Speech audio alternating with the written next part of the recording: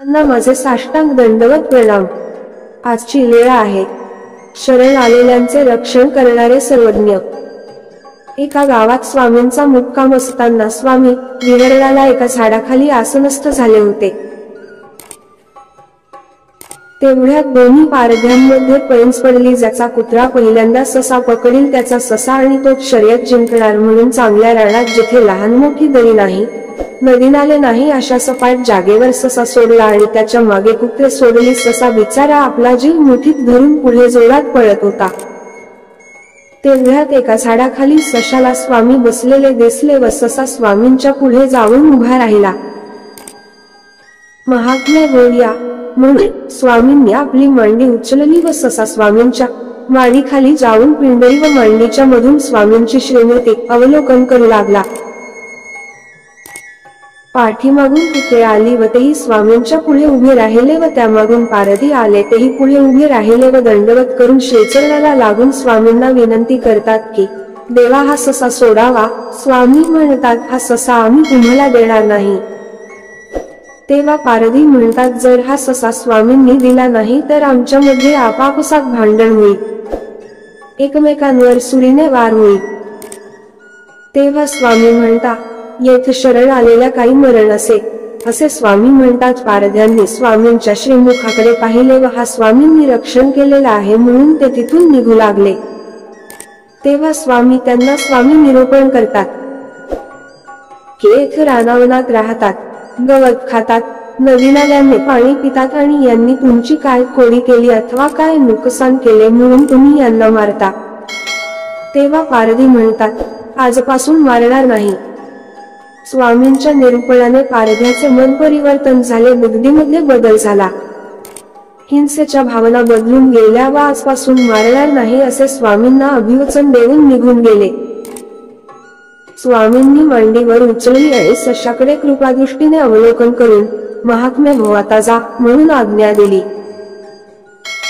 स्वामींच्या करस्पर्शाने सशाची कार्या सुवर्णाची होऊन चिरंजीवित झाला व समाधानपूर्वक आनंदाने उद्या मारत निघून गेला। ही लीळा स्वामींनी पंचाळेश्वर येथे बाईसांना सांगितली। दंडवत प्रणाम। व्हिडिओ लाईक करायला विसरू नका। या लीळेचा आदर्श आहे 12 वर्षांचे म्हणून स्वामींनी एका छोट्याशा प्राण्यासाठी सोडले व पहिले सूत्र जन्माला आलं।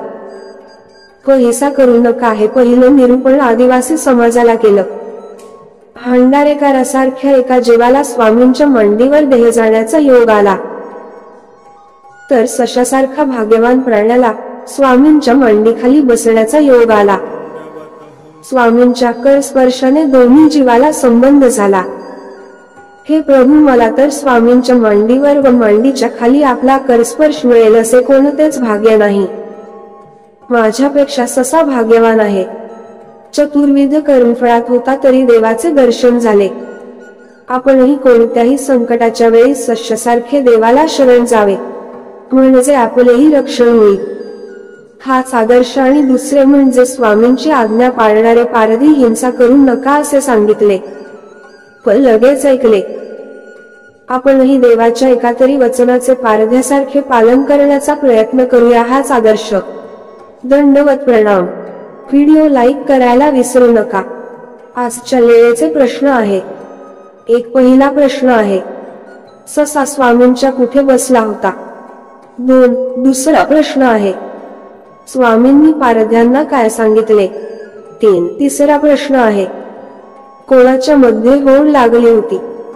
4 चौथा प्रश्न आहे या लीळेचा कोणता आदर्श घ्यावा असे वाटते।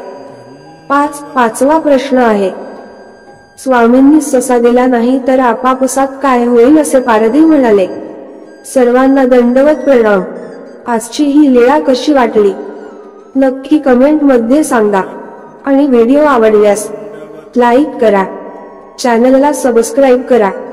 असेच नवनवीन व्हिडिओ पाहण्यासाठी आजच आपल्या हक्काचं हे आपलं जय श्री सर्वज्ञ यूट्यूब चॅनलला सबस्क्राईब करून बेल आयकॉन बटन दाबा। दंडवत प्रणाम।